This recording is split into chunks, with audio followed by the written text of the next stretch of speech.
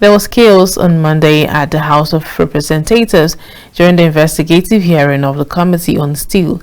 The chaos began when lawmakers turned down the lawyer of Premium Steel, requesting that it must be top officials of the firm that should respond to the question on the collapse of the $1.89 billion Delta Steel Company.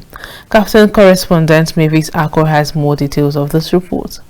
There was an outrage as a representative of the management of Premium Steels and Mines Limited walked out of the House of Representatives Committee on Steel during an investigative hearing on the collapse of the $1.8 billion Delta Steel Company on Monday. Spread out on a large expanse of land between Owen and Alaja community and the Warri River in Idu Local Council area of Delta State, DC Commission in 1980 was acquired by the Global Infrastructure Nigeria Limited in 2005 and later by Premium Steel, an Indian firm.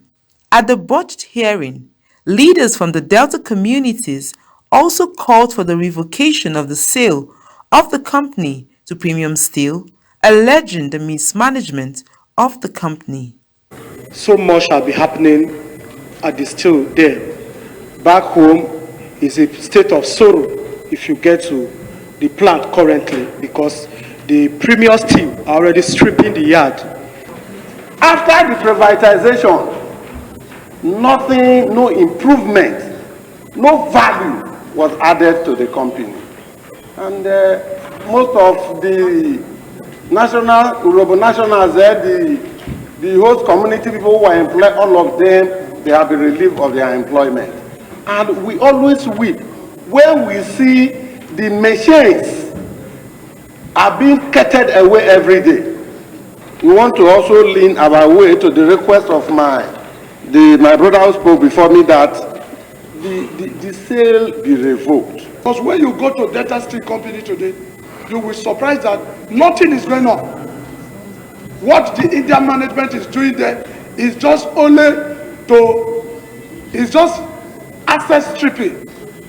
Because I work there as a community relation manager and as a manager general services, and I've been there for about 20-something years. I know all the secrets.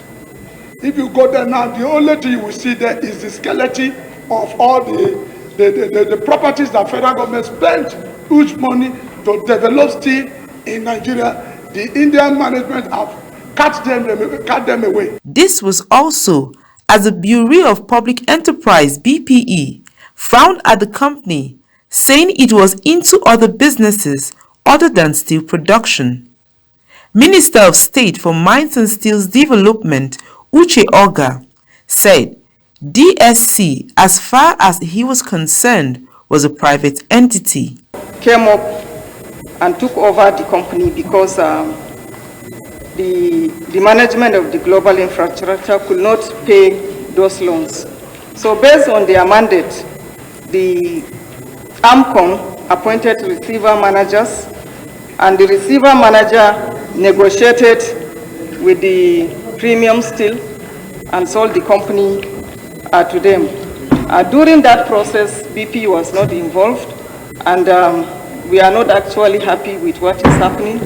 The Premium Steel are not into production, rather they are into different businesses which is not known to BPE. We are here as people, we invite investors. When investors were investing, you didn't tell them that it was somebody's land. It was given by a community. But the essence is for that place to be operational. That's the major thing. And that's what I said. No, don't get me. I said, one, it is, whether we like it or not, it's a private entity. And all we need to do is to ask the private entity, why are you not operating?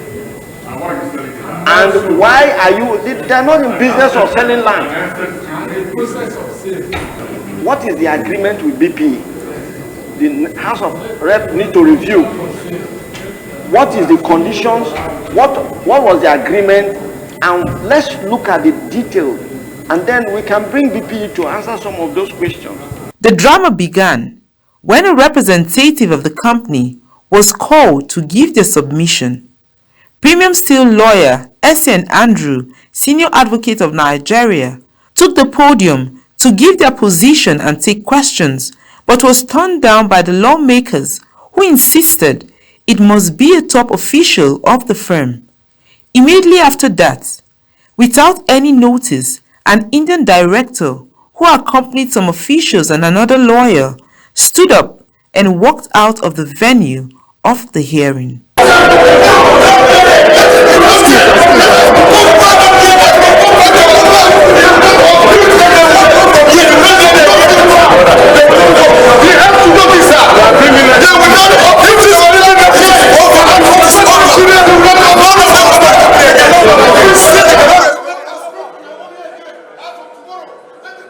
Chairman of the Committee on Steel, Abdullahi Halims, described what Premium Steel did as criminal.